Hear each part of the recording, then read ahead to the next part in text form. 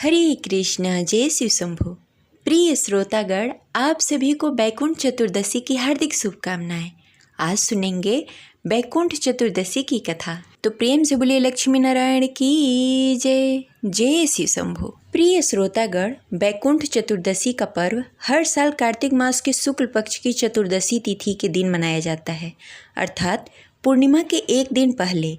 यह दिन बहुत ही खास होता है। इस साल यानी कि साल 2025 में बैकुंठ चतुर्दशी 4 नवंबर 2025 को मनाया जा रहा है।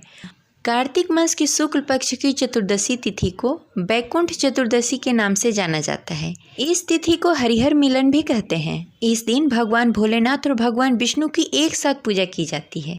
इस दिन की पूजा मध्य रात्रि यानी कि निशीता काल में पूजा की जाती है। माना जाता है कि इस दिन को व्रत रख के विधि विधान से पूजा करने से बैकुंठ धाम की प्राप्ति होती है।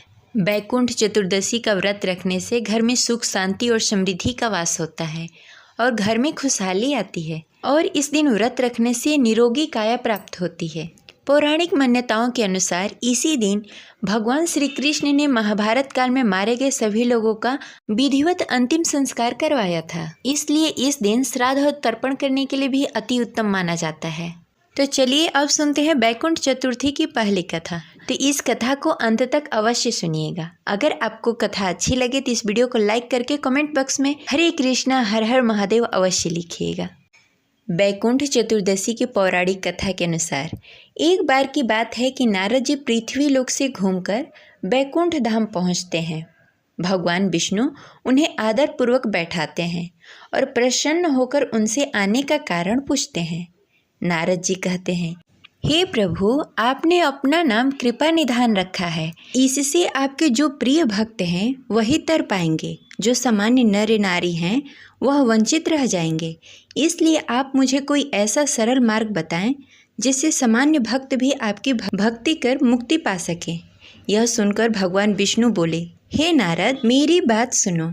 कार्तिक शुक्ल पक्ष चतुर्दशी को जो नर नारी व्रत का पालन करेंगे और श्रद्धा और भक्ति के साथ मेरी पूजा अर्चना करेंगे, उनके लिए स्वर्ग का द्वार साक्षात खुले रहेंगे। इसके बाद भगवान विष्णु जय और विजय को बुलाते हैं और उन्हें कार्तिक चतुर्दशी को स्वर्ग के द्वार खुला रखने के लिए आदेश देते हैं। भगवान विष्णु कहते हैं कि इस दिन जो भी भक्त मेरा थोड़ा सा भी नाम लेकर पूजन करेगा वह बैकुंठ धाम को प्राप्त होगा। ये रही बैकुंठ चतुर्थी की पहली कथा। वहीं दूसरी कथा के अनुसार एक बार भगवान विष्णु देवादिदेव महादेव का पूजन करने के लिए काशी आए। वहाँ मणिकर्णिका घाट पर स्नान करके उन्होंने 1000 कमल पुष्प से भगवान विश्वनाथ की पूजन करने का संकल्प लिया। अभिषेक के बाद जब वे पूजन करने लगे तो शिव जी ने उन्हें भक्ति की परीक्षा के उद्देश्य से एक कमल पुष्प कम कर दिया। भगवान श्री हरि को पूजन की पूर्ति के लिए 1000 कमल पुष्प चढ़ाने थे। एक पुष्प की कमी देखकर उन्होंने सोचा, मेरी आंखें तो कमल के ही समान हैं। मुझे कमल नयन तथा पुंडरीकाक्ष कहा जाता है।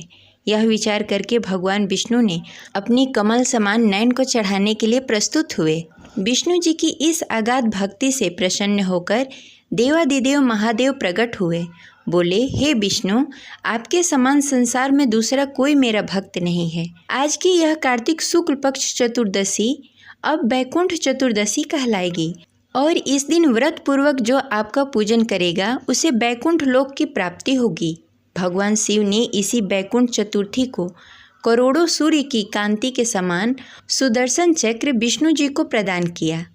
शिव जी तथा विष्णु जी कहते हैं कि इस दिन स्वर्ग के द्वार खुले रहेंगे। मृत्यु लोक में रहने वाला कोई भी व्यक्ति इस व्रत को करता है वह आपका स्थान बैकुंठ धाम में सुरक्षित करेगा। इस प्रकार बैकुंठ चतुर्थी की दूसरी कथा समाप्त हुई। तो प्रेम से बोलिए हरिहर भगवान की जय। वहीं बैकुंठ चतुर्थी की तीसरी कथा के अनुसार धनेश्वर नाम का एक ब्राह्मण था जो बहुत ही बुरे काम करता था। उसके ऊपर कई पाप थे। एक दिन वो गोदावरी नदी में स्नान करने के लिए गया। उस दिन बैकुंठ चतुर्थी थी। कई भक्तगण उस दिन पूजा अर्चना करने के लिए गोदावरी नदी के घाट पर आए थे। उस भीड़ में धनेश्वर भी उन सभी के साथ था। इस प्रकार उन श्रद्धालुओं के स्पर्श के कारण धनेश्वर को भी पुण्य मिला। जब उसकी मृत्यु हो गई तब उसे यमराज लेकर गए और नरक में भेज दिया। तब भगवान विष्णु ने कहा, यह बहुत पापी है, पर इसने बैकुंठ चतुर्दशी के दिन गोदावरी नदी में स्नान किया और श्रद्धालुओं के पुण्य के कारण इसके भी सभी पाप नष्ट हो गए हैं, इसलिए इसे बैकुंठ धाम मिलेगा। अतः धनेश्वर को बैकुंठ धाम की प्राप्ति होगी। इस प्रकार बैकुंठ चतुर्थी की तीसरी कथा भी समाप्त हुई। मान्यता है कि पृथ्वी लोक पर रहने वाले प्राणी को इस दिन व्रत और जगत के पालनहार की पूजा करने से मृत्यु के बाद यम की पीड़ा नहीं सताती, उसे मोक्ष की प्राप्ति होती है। उसे 14,000 पाप कर्मों से मुक्ति मिलेगी। इस दिन माना जाता है कि जो भी भक्त भगवान विष्णु के निमित्त 1000 कमल के पुष्प उनको अर्पित करता है और उनके मंत्र का जाप करते हुए उन्हें पुष्प अर्पित करता है, उसके लिए बैकुंठ का द्वार सदैव के लिए खुला रहता है और जीवन भर उसे अपार सुख मिलता है। ये रही आज की कथा। आशा करते हैं आपको अच्छी लगी होगी। मिलते हैं अगले वीडियो में, तब तक के लिए हरे कृष्णा, जय शिव शंभू।